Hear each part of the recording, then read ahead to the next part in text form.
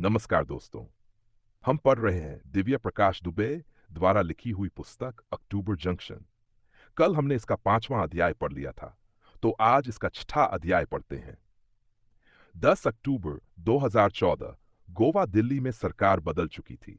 सभी बिजनेस वाले मोदी सरकार को बड़ी उम्मीद से देख रहे थे कि अच्छे दिन आएंगे। अच्छे दिन का आना बहुत बड़ी उम्मीद थी। अच्छे दिन आए या नहीं, यह किसी को नहीं पता था। प्रधानमंत्री नरेंद्र मोदी ने एक मीटिंग देश के सभी बड़े बिजनेस हाउस के मालिकों से की थी। इसी मीटिंग में देश के उभरते हुए बिजनेस यानी स्टार्टअप के लोगों को भी बुलाया गया था। जो 30 लोग चुने गए थे, उनमें से एक सुदीप भी था। इंडियन इकोनॉमी ग्रो कर रही थी। ऐसा लग रहा था कि अगले 5 सालों में इंडिया पूरी दुनिया में अलग छाप छोड़ेगा। प्रधानमंत्री ने 2 अक्टूबर को स्वच्छ भारत कैंपेन लॉन्च की, जिसमें कई फिल्म स्टार समेत बड़े बड़े लोग शामिल हुए थे। सुदीप को भी दिल्ली से इनवाइट किया गया था। वह इसमें नहीं जा पाया था क्योंकि उसको बहुत सारा काम निपटाकर 10 तारीख को गोवा पहुंचना था। सुदीप चित्रा का गोवा के एयरपोर्ट पर इंतजार कर रहा था। चित्रा की फ्लाइट थोड़ी लेट थी। सुदीप अपनी कंपनी के काम से इतना पक चुका था कि उसने चित्रा के आते ही अपना मोबाइल बंद कर दिया। भीड़ भाड़ सुदीप को पसंद नहीं थी और उसको कुछ लोग पहचान भी लेते थे। चित्रा के आते ही उसने चित्रा पर टॉन्ट कसते हुए पूछा, वो लड़का नहीं आया साथ में तुम्हारे? उसको तो उसी दिन शाम को ही भूल गई थी। तुम सुनाओ, क्या हाल है तुम्हारी गर्लफ्रेंड के? क्या नाम था उसका? सुनैना नाम था। मैं सुनैना से शादी कर रहा हूं। इतने बोरिंग लगोगे तुम शादी के बाद। 35 साल का होने पर बच्चों से खेलने के लिए बच्चे होने तो चाहिए। बात तो सही है तुम्हारी। कर लो बच्चे। अपने बच्चे को मेरे पास भेजना, उनको बिल्कुल बिगाड़ दूंगी। बच्चा तुमको बुआ बुआ बोलेगा, कितना अच्छा लगेगा। सुदीप ने कहा, और यह सुनते हुए चित्रा ने उसको जोर से कोहनी मारी।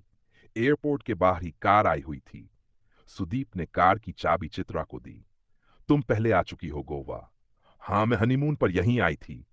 पहले बता देना था, कहीं और चलते। अब किस किस चीज से पीछा छुड़ाऊंगी? कैसी चल रही लाइफ? मेरी लाइफ एकदम हैपनिंग है। इसका मतलब है किताब आने वाली है। किताब का तो नहीं पता, लेकिन लिखकर काम अच्छा चल रहा है। कैसे? सब यहीं पूछ लोगे? अभी तो हम आए हैं, आराम आराम से बात करते हैं। चित्रा ने ऐसी बंद करके गाड़ी के शीशे खोल दिए। सुदीप और चित्रा ताज में रुके थे। हालांकि चित्रा और सुदीप के बीच में आज तक कुछ ऐसा हुआ नहीं था। न ही कभी चित्रा ने या फिर सुदीप ने ऐसी कोई भी कोशिश की थी जिससे ऐसा लगे कि वो एक दूसरे को छूना चाहते हैं। सुदीप और चित्रा कोई कॉलेज में जाने वाले या नई नई नौकरी वाले लड़का लड़की तो थे नहीं। चित्रा के शरीर की अपनी जरूरतें थीं, जो वह किसी न किसी के साथ सोकर पूरा कर लिया करती थी। सुदीप की अपनी एक स्टेबल गर्लफ्रेंड थी ही। होटल के कमरे में जाकर चित्रा ने टीवी ऑन करके गाने चला दिए और कूदकर बिस्तर पर पसर गई। सुदीप सुबह फ्लाइट के चक्कर में नहा नहीं पाया था, वह नहाने चला गया। चित्रा पहले से बहुत खूबसूरत लग रही थी। दोनों 2 साल बाद मिल रहे थे। सुदीप और चित्रा में अब इतनी समझ थी कि वो बिना शर्ट पहने उसके सामने आराम से आ रहा था। दोनों एक दूसरे की प्रेजेंस को लेकर कंफर्टेबल थे। जब तक सुदीप नहाकर निकला, चित्रा ने पूरा प्रोग्राम बना लिया था कि क्या क्या करना है। सुदीप ने निकलते ही कहा, बीच पर चलते हैं। चित्रा ने तुरंत कहा, नहीं, पहले चर्च। सुदीप ने अपने शॉर्ट्स पहने और सफेद टी शर्ट पहनकर बाल बनाते हुए बोला, तुम्हें पता है नन, तुम बहुत फिल्मी हो। अब हूं तो हूं, कौन सा साल भर उम्र भर तुम्हारे साथ रहना है? एक दिन की बात है। चित्रा अपने कपड़े लेकर बाथरूम में गई और चेंज करके जब लौटी तो सुदीप वहीं बैठा हुआ था, जहां 2 मिनट पहले चित्रा लेटी हुई थी। चेंज करके आई हुई चित्रा बिल्कुल अलग दिख रही थी। उसने बस एक लंबी सी शर्ट पहनी हुई थी। अपने बैग से हेयर क्रीम निकालकर चित्रा ने अपने बालों पर लगाकर हाथ से बाल सही कर लिए। वह अपने बालों में कंघी नहीं करती थी। सुदीप ने कार की चाबी चित्रा की तरफ बढ़ाई। चित्रा ने कार की चाबी को अपने छोटे से बैग में रखा और कहा, हम कार से नहीं जा रहे। मैंने स्कूटी मंगवा ली है। यहां से बस 1 किलोमीटर दूर जाना है। रास्ते में सुदीप बार बार पेड़ से पत्तियां तोड़ रहा था। चित्रा उसको बार बार मना कर रही थी। जैसे वे धीरे धीरे चल रहे थे, वैसे ही उनके बीच की बातें भी धीरे धीरे चल रही थीं। बाद मिलने की खुदी स्कूटी चित्रा चला रही थी। पहले दोनों चर्च गए। चित्रा ने सुदीप को थोड़ी देर वहां चुप बैठने के लिए कहा। चित्रा ने एकदम मन लगाकर आंखें बंद कर लीं, ठीक ऐसे जैसे वो सब कुछ पूरा हो जाएगा जो कुछ उसने सोच रखा है। चित्रा को मगन देखकर सुदीप ने भी कुछ देर वहां अपना मन लगाया। चर्च से निकलने के बाद सुदीप ने बड़ा ही घटिया सा सवाल किया, क्या मांगा? इस पर चित्रा ने वही घटिया सा जवाब दिया, मैं क्यों बताऊं? सुदीप और चित्रा इसके बाद बीच पर गए। वहां जाने के बाद उन्होंने जल्दी जल्दी पीना शुरू किया। जल्दी वे इसलिए पी रहे थे ताकि नॉर्मल हो जाएं और अपना सब कुछ थोड़ी देर को भूल जाएं। मैं इस लाइफ टाइम में तुम्हारी किताब पढ़ पाऊंगा कि नहीं? हमें मिले हुए आज 4 साल हो गए, अभी तक तुम्हारी किताब नहीं आई? सुदीप ने पूछा। यार, इतना आसान नहीं है। मैंने एक राइटर के लिए घोस्ट राइटिंग की थी। घोस्ट राइटिंग क्या होती है? यही कि किताब मैंने लिखी, लेकिन किताब पर मेरा नाम नहीं आएगा। ऐसा क्यों किया तुमने? पैसों की जरूरत थी। तुम्हें मुझे बोलना था, सुदीप ने कहा। इसके बाद चित्रा कुछ बोली ही नहीं। थोड़ी देर बाद सुदीप को अपनी गलती का एहसास हुआ। उसने कहा, अच्छा सॉरी, आगे बताओ। तो अच्छी बात यह है कि जो किताब मैंने लिखी थी वो लाखों में बिक गई। इसलिए उसके राइटर ने मुझे अगली किताब भी दे दी है लिखने के लिए। लेकिन उसमें तुम्हारा नाम नहीं आएगा ना? हाँ, वो है, लेकिन पैसे अच्छे हैं। एक बार पैसे सेव हो गए तो अपनी किताब भी लिख पाऊंगी। ऐसे किताब लिखने का मोटिवेशन ही नहीं आ रहा। बार बार चिंता होती रहती है कि रेंट कैसे दूंगी, खर्चा कैसे चलेगा। चित्रा ने बात खत्म करते हुए अपनी अगली ड्रिंक ऑर्डर की। चित्रा ने अपनी बात जारी रखते हुए कहा, और टीवी में सीरियल लिखने का काम भी आ रहा है मुझे। उसमें तो नाम मिलेगा ना? उसमें पैसा अच्छा है लेकिन नाम नहीं आएगा। क्यों? क्योंकि वो किसी और राइटर के नाम से आएगा।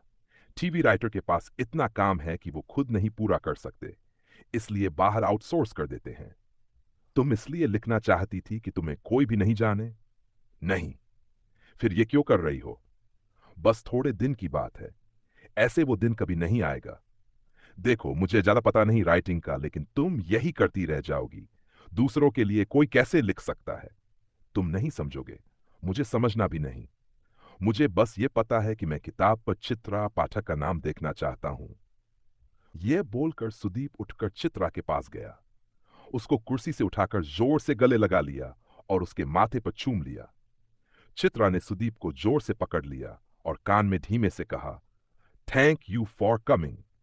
सुदीप और चित्रा वहां से उठकर सामने ही समुद्र के किनारे बहुत देर तक टहले।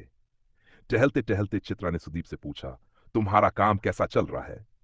मैं जहां बुक माई ट्रिप को देखना चाहता हूं वहां तक ले जाने में मुझे 2 साल और लगेंगे। पता नहीं मेरे पास उतना टाइम है कि नहीं। शायद मुझे हटा दें। हटा कैसे सकते हैं? तुम्हारी ही कंपनी है ना? हाँ, मेरी ही कंपनी है, लेकिन मैं अपने कुछ और शेयर भी बेच चुका हूं।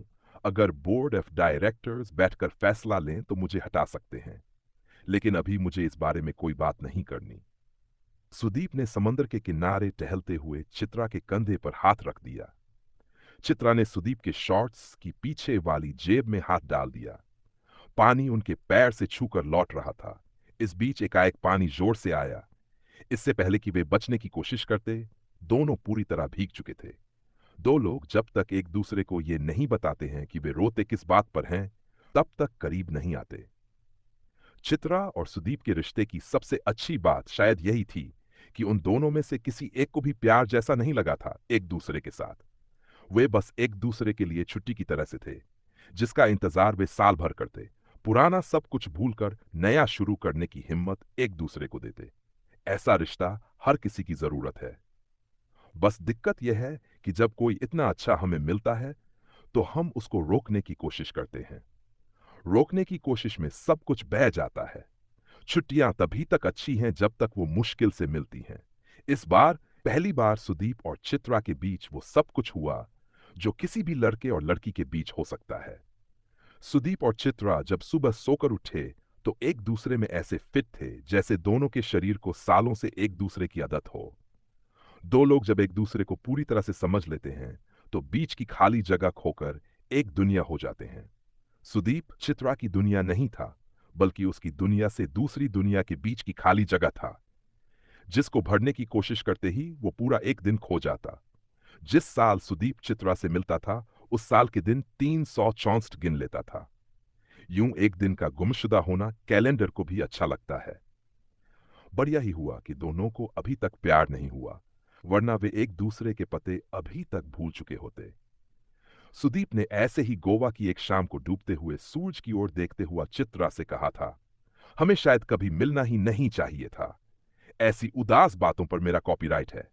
चित्रा ने यह बोलकर डूबते हुए सूरज को एक सेकंड के लिए रुकने के लिए बोल दिया। पूरी दुनिया एक सेकंड के लिए उस रुके हुए सूरज में डूब गई। सुदीप ने अपने बैग से अपनी वही किताब निकाली और चित्रा की तरफ बढ़ा दी। चित्रा ने उस पर 10 अक्टूबर 2015 की तारीख डाल दी। लौटने पर सुदीप को सुनैना के सवालों का सामना करना पड़ा।